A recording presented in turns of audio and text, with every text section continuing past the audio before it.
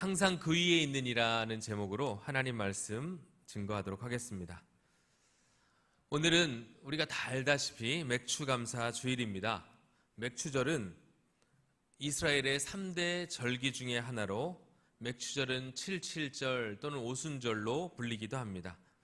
사실 우리가 맥추절이라고 번역을 하지만 이스라엘은 사실 이때 밀을 추수하여 드렸습니다. 그러나 우리나라는 이스라엘과 다르게 또 밀을 거의 재배하지 않고 대부분 보리를 재배했기 때문에 이 맥추절이란 말은 굉장히 한국적 문화가 많이 담겨 있는 그런 표현이라고 할 수가 있겠습니다. 가끔 성도들 중에 왜 굳이 맥추절을 감사절로 드려야 하는가 의문을 갖는 분도 계실 겁니다. 요즘 우리의 형편과도 맞지도 않고 농경사회도 아니고 이스라엘 그 절기가 우리에게 꼭 지켜져야 할 이유가 무엇인가 이런 생각을 하시는 분들도 계시겠지만 맥추절은 우리나라와 많은 연관이 있는 또한 절기이기도 합니다. 우리 어르신들은 경험하셨겠지만 보릿고개 다들 아시죠? 보릿고개. 먹을 것이 없었던 우리나라는 가을에 추수를 한 다음에 곧바로 보리를 심었습니다. 그런데 벼를 추수하는 10월과 11월이 지나고 보리를 추수하는 6월 사이에, 그러니까 이제 추수했던 벼가 바닥이 나는 시점에 되면 보리를 추수하기 전까지 약 한두 달 정도를 보릿고개라 하여 먹을 것이 없는 그런 시기를 경험하게 되었습니다. 그러다 보니 사람들이 아직 자라지도 않은 덜 자란 보리싹을 그렇게 잘라서 연명하기도 했습니다. 그렇게 연명해서 한두 달을 보내면 이제 드디어 반가운 보리를 추수하게 되는 것이죠. 그러면 또 한숨을 놓게 됩니다. 이제 가을 추수 때까지는 어느 정도 여유가 생기기 때문입니다. 산업화로 인하여 보릿고개의 의미, 보릿고개라는 단어가 우리에겐 사라졌지만 한국 교회는 이것을 기억하고 기념하기 위해서 성령 강림절이 아닌 보릿고개를 지나고 7월 첫 주를 맥추절로 지키게 된 것입니다. 그러니까 사실 오순절과 맥추절이 같은 절기인데 우리나라 그 달력을 보면 이렇게 지키는 걸 보면 성령 강림절과 맥추절이 구분되어 있는 이유가 바로 여기에 있다고 할 수가 있겠습니다. 그렇게 우리에게는 이런 영적인 의미가 맥추절에 담겨 있는 것이죠. 상반기를 은혜 가운데 보내게 하신 그 하나님의 은혜에 감사를 드리고 또 맞이할 하반기에 베풀으실 은혜를 선제적으로 감사하는 복된 절기가 바로 맥추절이라는 사실입니다. 그 맥추절을 우리 믿음의 선배들이 잘 지켜왔기 때문에 우리 하나님께서 지금도 복 주시고 은혜로 여기까지 인도해 주신 줄 믿습니다. 한마디로 맥추절은 터닝 포인트죠. 에베네셀의 하나님 그리고 여호와 이레의 하나님이 만나는 그 시점이 바로 맥추절인 것입니다. 상반기 전대미문의 코로나로 인하여 우리의 삶 자체가 많이 흔들렸습니다. 일상이 무너졌습니다. 어느 때보다 여러 가지 물질적으로 관계적으로 힘든 시기를 보내왔습니다. 영적으로도 대단히 힘든 시기를 보냈습니다. 그러나 하나님의 은혜와 보호하심으로 지금 우리는 이 자리에 있다는 것입니다. 할렐루야. 하나님께서 건강 주시고 지켜주셨기 때문에 어려웠지만 지금 이 자리에서 다시금 하나님 앞에 맥추절로 감사로 나아갈 수 있다는 것입니다. 앞으로 오게 될 하반기가 또 어떻게 진행될지 우리가 예측할 수 없는 불확실성에 우리가 염려가 되기도 하지만 그러나 우리는 확신합니다. 상반기 동안 그 어려움 속에서도 지켜주신 하나님께서 올 하반기도 우리를 붙잡아 주실 줄 믿습니다. 우리와 함께 하시는 줄 믿습니다. 임마누엘의 하나님께서 우리와 늘 동행해 주실 줄 믿습니다. 그런 기대와 소망을 가지고 주님께 예배하는 시간, 바로 이 시간인 줄 믿습니다. 최근 새벽마다 계속해서 신명기서 말씀을 살펴보고 있습니다. 새벽을 나오지 못하는 분들이 계시기 때문에 잠시 말씀을 드리자면 신명기서는 언약, 즉 약속에 관한 모세의 설교입니다. 이미 주어진 율법을 다시금 설교한다고 해서 말씀한다고 해서 신명기, 즉 두 번째 법이라는 이름이 붙게 되었습니다. 총 3편의 설교 중에 오늘 본문은 4장 후반절부터 시작되는 두 번째 설교로서 그 내용은 신실하신 주님께서 주의 약속을 붙잡고 순종하는 자에게 어떠한 복으로 함께 하실지를 다시 한번 확인시켜주는 말씀입니다. 8절 9절 말씀을 우리 다시 한번 읽어보도록 하겠습니다. 함께 읽습니다. 시작. 그러므로 너희는 내가 오늘 너희에게 명하는 모든 명령을 지키라.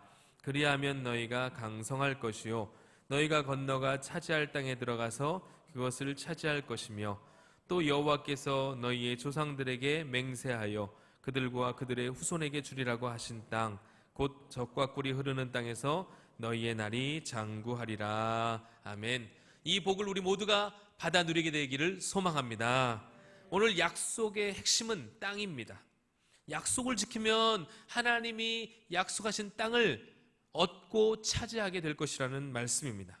그러면 이스라엘이 하나님의 말씀을 순종함으로 얻게 될 땅은 어떤 땅이라고 말씀하고 있습니까? 그 땅에 대해서 모세는 이스라엘 백성들이 이해하기 쉽도록 자신들이 살았던 애굽 땅과 비교하여 설명해 주고 있습니다. 10절 말씀 우리 같이 읽겠습니다. 10절입니다. 내가 들어가 차지하려 하는 땅은 내가 나온 애굽 땅과 같지 아니하니 거기에서는 너희가 파종한 후에 발로 물대기를 채소밭에 댐과 같이 하였거니와. 아멘. 모세는 이스라엘이 하나님의 말씀에 순종함으로 얻게 될 땅은 자신들이 노예 생활을 하면서 익히 알고 있던 애굽 땅과는 전혀 다른 땅이라고 말씀합니다. 무엇보다 가장 큰 차이는 땅에 물을 대는 방식인데, 애굽의 경우는 밭에 물을 대기 위해서 많은 사람들이 발로 수고를 해야 한다고 말합니다. 발로 물을 댄다는 표현은 애굽 땅에 비가 오지 않을 경우 인공적으로 만들어 놓은 수차를 이용해서, 관계수를 이용해서 물을 끌어올려서 밭에까지, 모든 밭에 물을 대는 방식을 의미합니다. 그러니까 세상적인 눈으로 보면 참 시설이 잘 되어 있구나, 참 관계시설이 좋구나, 이렇게 평가를 할 수 있지만 그 땅을 하나님이 보시기에는 인간적인 수고와 노력이 없이는 도저히 살아갈 수 없는, 은혜라고는 손꼽만치도 없는 땅이라고 하나님은 평가하시는 것입니다. 순전히 우리의 노력만으로, 수고만으로 유지할 수 있는 땅이라는 것이죠. 영적인 눈으로 볼 때는 그곳이 척박한 환경이라는 것입니다. 그러나 하나님께서 주실 땅은 어떠한 땅이냐? 조금 이따가 살펴보겠지만 이러한 척박한 땅을 먼저 경험했던 사람이 누구였는가? 아브라함의 조카 롯이었습니다.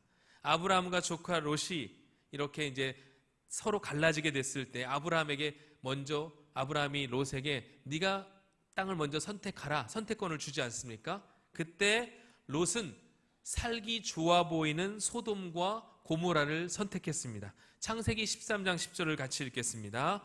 이에 롯이 눈을 들어 요단 지역을 바라본즉 소알까지 온 땅에 물이 넉넉하니 여호와께서 소돔과 고모라를 멸하시기 전이었으므로 여호와의 동산 같고 애굽 땅과 같았더라. 롯이 바라본 소돔과 고모라는 마치 에덴 동산 같았고 그리고 애굽 땅과 같았다.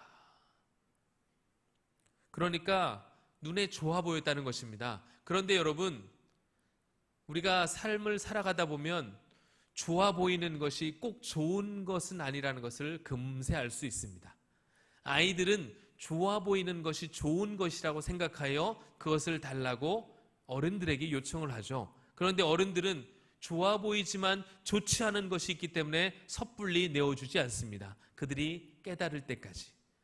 우리도 살다 보면 좋아 보이지만 좋은 것이 아니라는 것을 얼마든지 깨닫고 살아가게 됩니다. 마찬가지입니다. 롯이 지금 바라본 그 땅은 우리도 다 알다시피 영적으로 황폐한 소돔과 고모라였습니다. 겉으로는 좋아 보였지만 결코 좋은 땅은 아니었다는 것이죠. 마찬가지로 애굽 땅과 가나안, 눈에 보이기에는 애굽 땅이 좀 더 견실해 보이고 조금 더 잘 갖춰져 있는 환경처럼 보였지만 영적인 눈을 들어 바라볼 때 그곳은 척박한 땅이었습니다. 그것은 인간이 살아가기는 너무나 힘든 땅이었습니다. 그러나 하나님께서 하나님의 약속한 그 땅, 이스라엘 백성들에게 주시고 싶은 땅은 어떤 땅이었는가? 바로 그 땅이 오늘 말씀에 나오고 있습니다. 11절 말씀 같이 한번 읽겠습니다. 시작.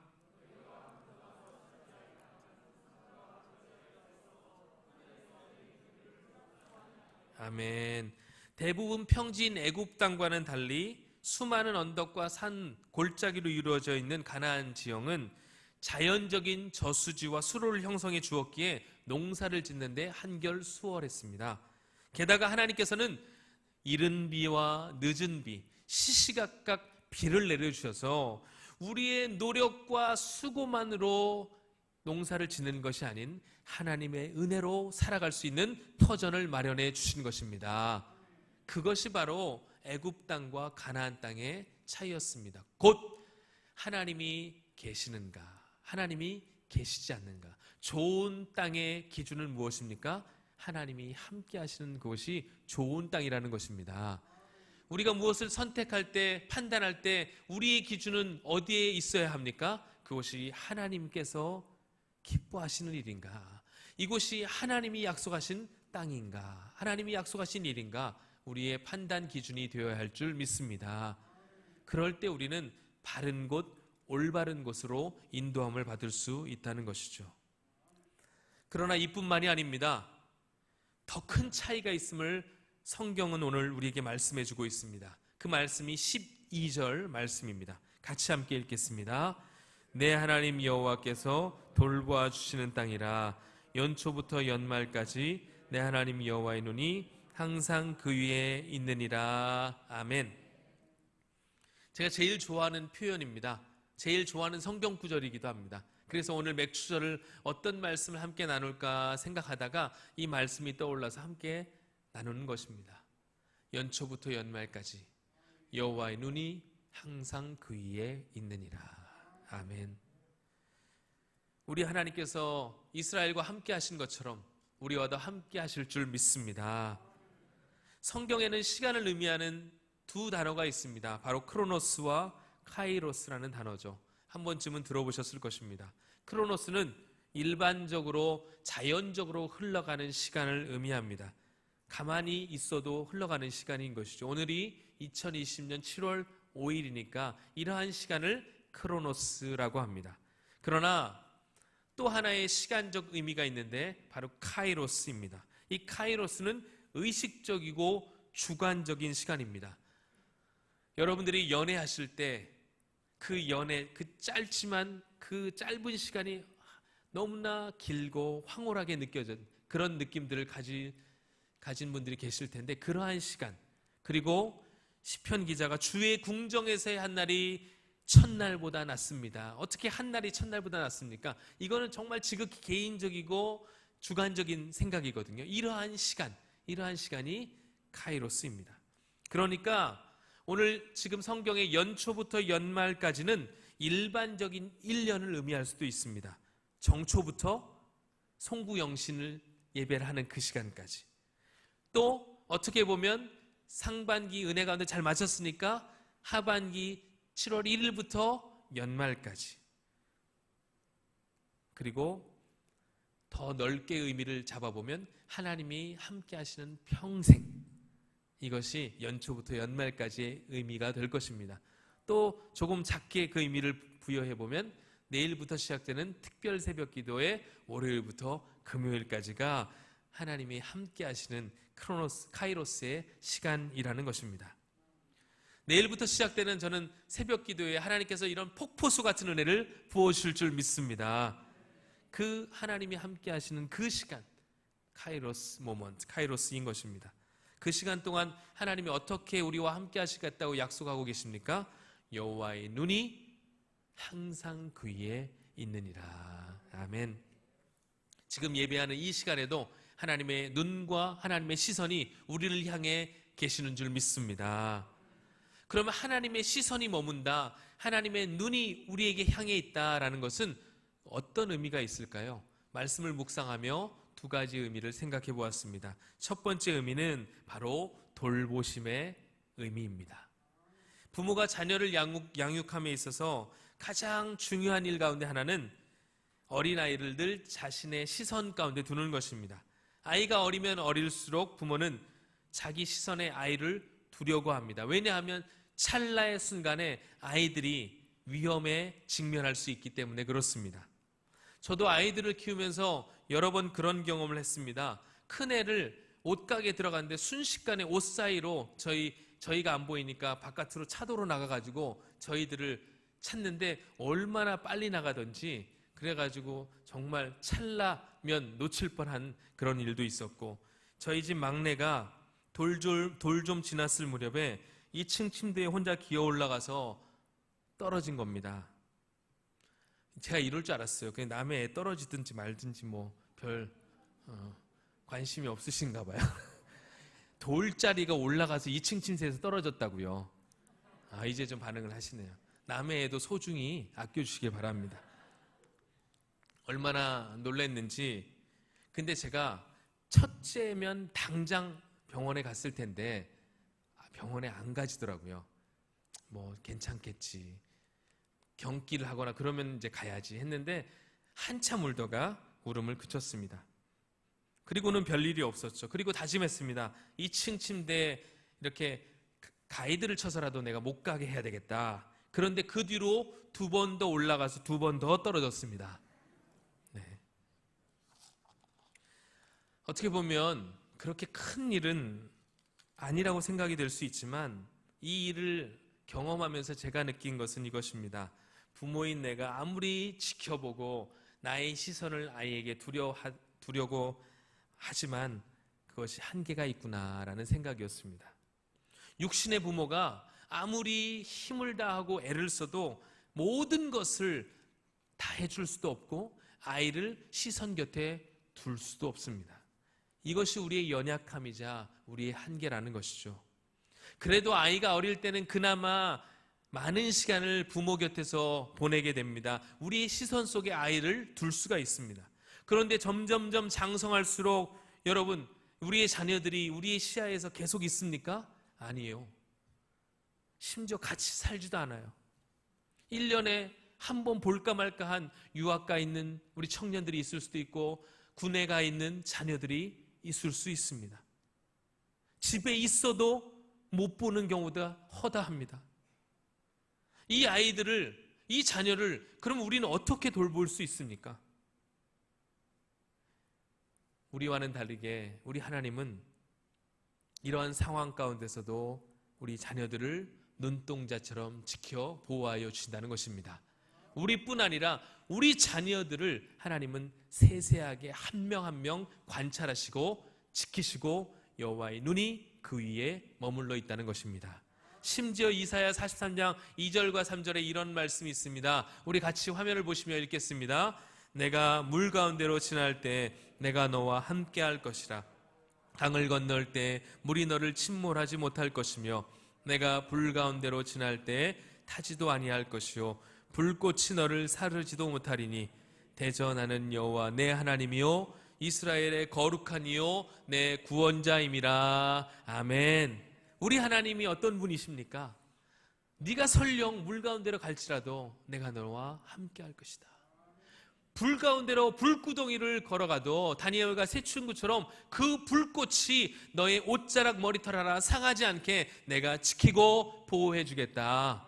우리 하나님의 시선이 머무는 곳에는 그런 돌보심의 은혜가 있다는 것입니다. 어떠한 상황에 처해 있을지라도 우리 하나님의 눈을 의식하며 또 우리 하나님이 그렇게 함께 하신다는 사실에 용기 백배하여 믿음으로 나아가시는 저와 여러분 모두가 되시기를 소원합니다. 이 은혜가 우리 교회에 있음을 저는 확신합니다. 여호와의 눈이 항상 그 위에 있다라는 말의 첫 번째 의미는 돌보심이라고 했습니다. 두 번째 의미가 있습니다. 바로 구별됨입니다. 오늘 본문 말씀 바로 앞선 신명기 10장에는 모세가 십계명을 받는 장면이 기록되어 있습니다. 하나님은 친히 모세에게 십계명을 주시면서 딱 한 가지를 요구하십니다. 그것은 바로 마음과 정성과 뜻을 다해 내 하나님 여호와를 사랑하라. 마음의 할례를 행하고 다시는 목을 곧게 하지 말라. 나는 내 하나님이라 말씀합니다. 십계명을 주신 이유는 무엇입니까? 세상 속에 살아가지만 하나님 나라의 원리를 마음에 새겨서 반드시 세상과는 구별된 삶을 살라는 하나님의 뜻과 마음이 그 안에 담겨 있는 것입니다. 이 말씀을 준비하며 어린 시절에 사건 하나가 떠올랐습니다. 좀 창피한 일인데, 제가 그때는 국민학교였습니다. 국민학교 2학년 때인데 애들이 많아서 그런지 오전반, 오후반으로 그렇게 나뉘었었습니다. 대학생도 아닌데 오후반이었어요.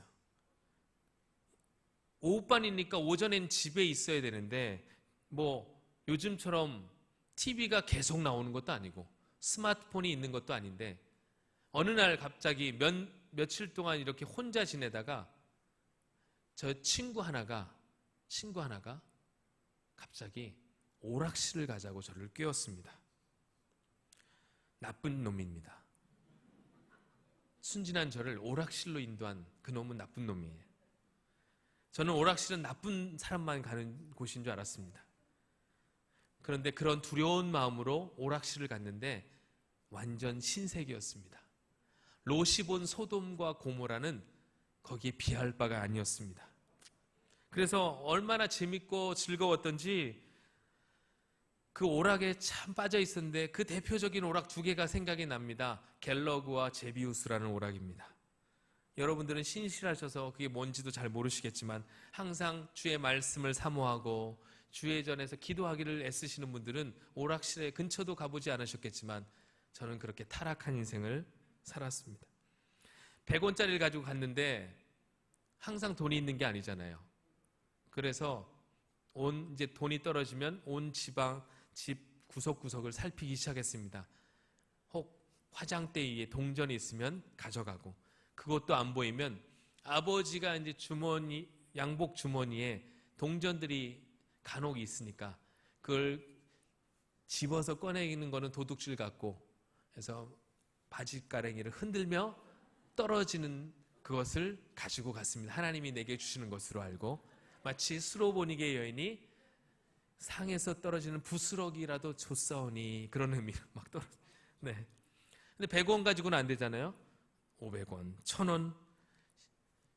이제 더 이상 돈이 나올 데가 없어서 장롱을 샅샅이 뒤지기 시작합니다. 그리고 한 일수백 같은 걸 봤습니다. 일수백. 그 안에 10,000원짜리가 여러 장 있는 걸 보고 많이 있길래 한 장 정도는 가져가도 되겠거니 하고 가져갔습니다. 훔친 거죠. 도둑놈입니다. 10,000원이 얼마나 그때 큰 돈이었냐면 짜장면이 200원 해서 제 친구들 반 애들을 20명을 제가 짜장면을 사줬습니다. 그렇죠. 남의 돈이니까 쓰든 말든. 그 당시 제 2학년 때 10,000원을 가지고 우리 반 애들 20명을 짜장면을 사줬습니다. 그러니까 선생님이 깜짝 놀라셨겠죠. 당장에 부모님께 연락이 갔습니다. 딱 걸렸습니다. 아버지가 화도 안 내시고 저의 손을 딱 붙잡고 집 옆 파출소로 데려갔습니다. 사실 알고 봤더니 짜고 한 건데 어쨌든 경찰관에게 얘가 도둑질해서 데리고 왔으니까 혼 좀 내시고 여기다가 좀 감금 좀 해달라고. 그래서 한동안 경찰서에 계속 앉아 있었습니다. 무서웠습니다. 정말 평소에 알고 지내던 경찰관 아저씨들이었는데 죄를 짓고 가니까 그렇게 무서운 거예요. 경찰차가 평소에는 안전함을 느끼다가 이상하게 신호 위반만 하면 무섭잖아요. 그런 느낌을 받았습니다. 얼마나 무섭고 창피하던지. 마침 이제 얼마의 시간이 흐르고 부모님이 오셨습니다. 부모님을 보자마자 엄청 울었습니다. 그때 어머니께서 제가 가지고 간 돈이 어떤 돈인지를 말씀해 주셨습니다. 그 돈이 11조를 따로 모아둔 돈이라고 말씀하셨습니다. 그러면서 네가 돈을 가져가고 있는 것을 알고 있었다. 마지막으로 저에게 해주신 말이 아직도 저의 마음 가운데 깊이 남아 있습니다. 어머니께서 이런 말씀을 하셨습니다. 정민아, 엄마는 너를 항상 볼 수 없지만 하나님은 너를 항상 지켜보고 계신다는 사실을 기억해라. 그렇게 큰 교훈을 받은 이후 하나님의 것이 제 실수에 의해 떼어지는 것이 두려워 그때부터 가지게 된 습관 하나는 11조를 제가 받은 사례나 제가 받은 수익보다 조금 더 드리는 것이었습니다. 왜냐하면 혹 부지 중에 실수로 잊을까봐 그럴 바에는 조금 더 드리는 게 낫겠다 싶어서 조금씩 더 드리는 편입니다.